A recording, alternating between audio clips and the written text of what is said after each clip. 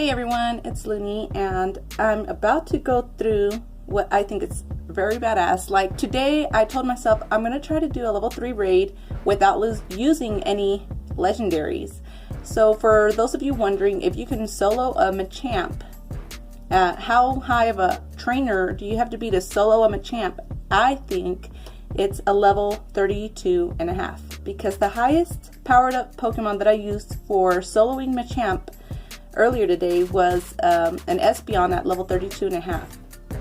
I'll put all the Pokemon up here that I used, and so you can see all the stats and all that I used for the raid, and it was 2 Espeons and 3 Togekisses, which you can totally get without raiding any legendaries. And so yeah, it is possible.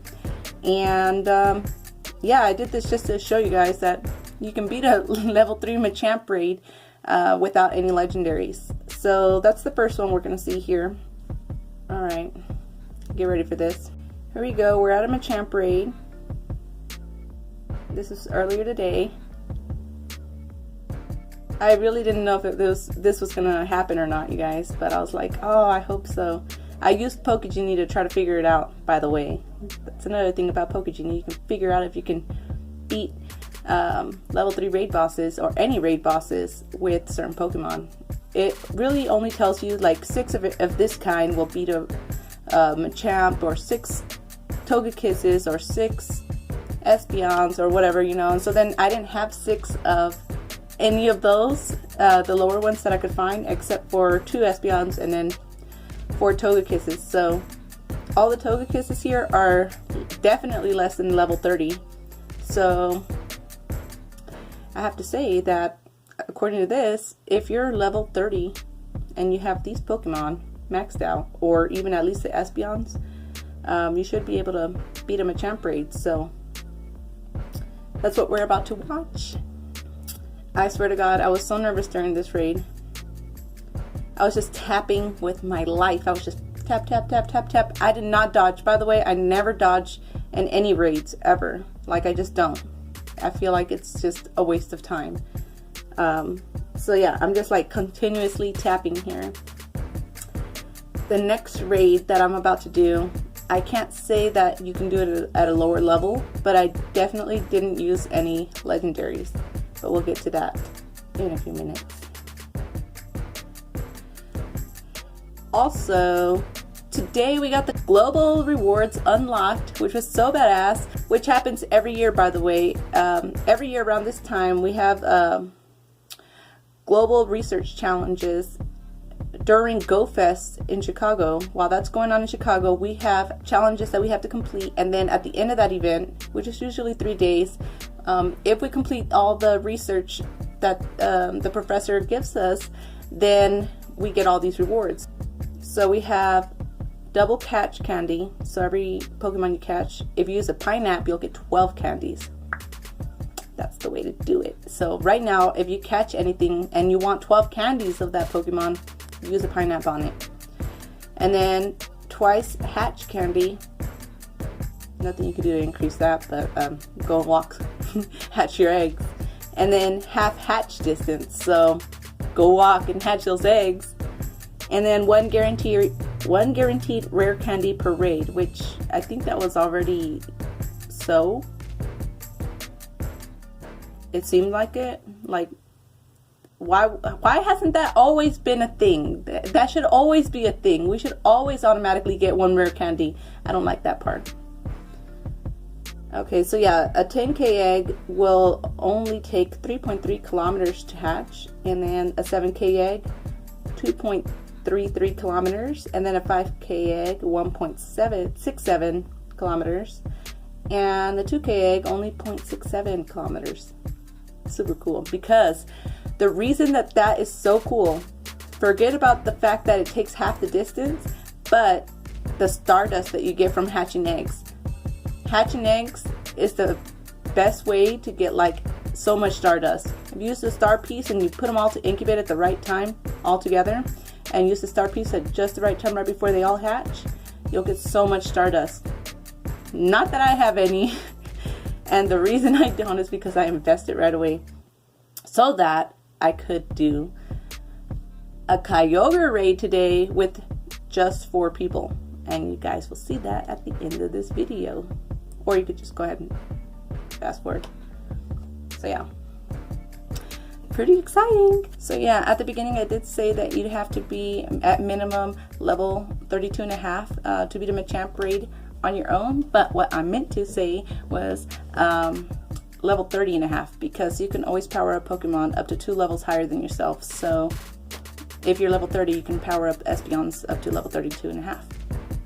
So that's what I meant, level 30.5. You can solo these Machamp raids if you have these Pokemon at these levels that I showed you before. Alright, so yeah, there. As you can see, I beat the Machamp with just 2 espeons and 3 togekisses. So try it if you want to, but just know that you don't have to have legendaries, and you don't have to be higher than a level 30.5 to beat a Machamp raid. You just have to have the right Pokemon with the right moves at the right levels. So there you go. Make sure to pay attention to the movesets that I had for those Pokemon, because that makes a big difference. Fighting is weak against Fairy, and that was the ticket right there. Here's the next raid that I was going to do, and I did a Gengar raid, and I did not use any legendaries, but I did use some Pokemon that were up to level 40, so I should have picked something different, but just for fun, I did this Gengar raid using non-legendaries, and yeah, totally kicked its ass.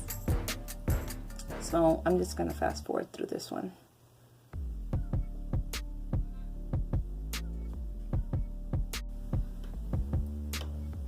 Alright, well that was that. And I got a fast TM out of it. Super cool. So yeah, after this raid is about the time I found out that the Kyogres were out, so that's where I headed next. And only person that I had to help me was my good old buddy, old friend, old pal Keith. So with him and the 2 other people, we had 4 accounts, and it was like, I don't know if we're gonna beat this Kyogre with 4 people, but with the right team, we were able to do it. So I have that right here, you guys. And so yeah, 3 different teams and 4 different trainers, 1 Kyogre raid. Here's what I was using. I had Raikus are the ticket on this, like they're really good with Wild Charge, and then that Executor you saw had Solar Beam, I believe, for the charge move, and I actually don't remember what other Pokemon was I just saw right now, but yeah, it was pretty close.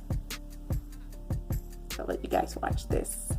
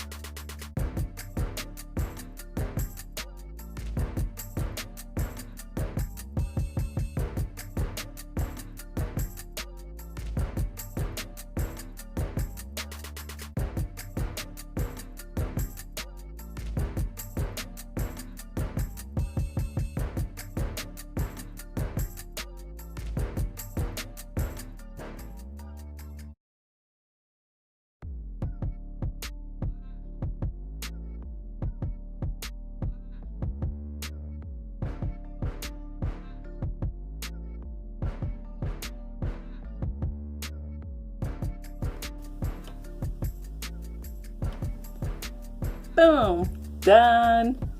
With like 30 seconds left, or what was it? That was so close. I really didn't think we were gonna do it, but yeah, that was pretty awesome. Like if one of those lower level accounts was a little bit higher or had better counters, we probably would have been able to trio it. Definitely wouldn't have been able to duo it. So I was pretty happy that at least 4 people we could do it. Got it. We did another one today with 5 people, and I'll post that video just separate. And I actually got a shiny Kyogre, which was so badass because not only was it shiny, but it was like a good Kyogre. So pretty happy about that. Alright, you guys, well, that's all for today. I'll post more videos later.